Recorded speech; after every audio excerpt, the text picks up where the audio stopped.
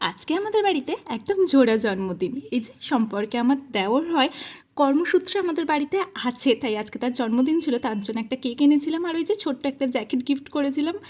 আর রাতের 12টার পর ছিল বাপির জন্মদিন। মিশন রাতের 12টার পর বাপিকে কেক কাটাবো। বাপি ঘুমিয়ে পড়েছে যেহেতু দেশ থেকে আজকেই এসছে। বকা খেতে হবার ভয়ে প্রতিদেব তো আমার পেছনে পেছনে ছিল, বকা আমাদেরকে খেতে হয়েছে, তাতে এক ফোঁটাও দুঃখ নেই। জানো তো, বিয়ের পর যদি সব থেকে ভালো কিছু আমি ফিরে পাই সেটা হলো আমার বাবার ডাকটা আমি ফিরে পেয়েছি। আর পরের দিন সকালবেলায় আমি আর শাশুড়ি মা জন্মদিন স্পেশাল রান্নাবান্না শুরু করেছি। আজকে যেহেতু শনিবার, সমস্ত কিছু নিরামিষ হবে, আর জন্মদিন মানে পায়েসটা তো থাকবেই। মা আর আমি এমন রান্নাবান্না শুরু করে দিয়েছি যেন কম্পিটিশন হচ্ছে আমাদের দুজনের মধ্যে।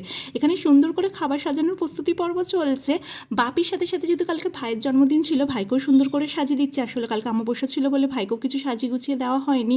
আর আমার শাশুড়ি মার ছেলেটাই বা কেন বাদ যায়, তাই তাকেও সুন্দর করে সাজিয়ে দিয়েছি। কালকে একটা ছোট্ট অনুষ্ঠান রাখা হয়েছে বাড়িতে, তারই প্রস্তুতি পর্ব চলছে আজকে থেকে। আর এই যে বাপির জন্মদিনের কেকটা চলে এসছে, ভীষণ পছন্দ হয়েছে, কিন্তু আমারই কেকটা খুব ভালো লেগেছে।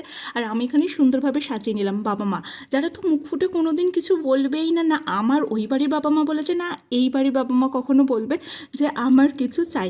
আগের বারে আমাদের বিয়ে হয়েছিল বাপির বার্থডের কিছুদিন আগে, সবাই ভুলে গেছিলো বাপির জন্মদিন। বাপি বেচারা নিজেই বলছিল আজকে আমার জন্মদিন ছিল, সবাই ভুলে গেলি। ছোট্ট করে কেক কাটিং হয়েছিল, এবারেও কিছু করিনি, তবে ফ্যামিলির মধ্যে এগুলো কিন্তু ভীষণ মজা হয়। চলো আসতে হবে, আসি, সবাই ভালো থেকে, রাধে রাধে।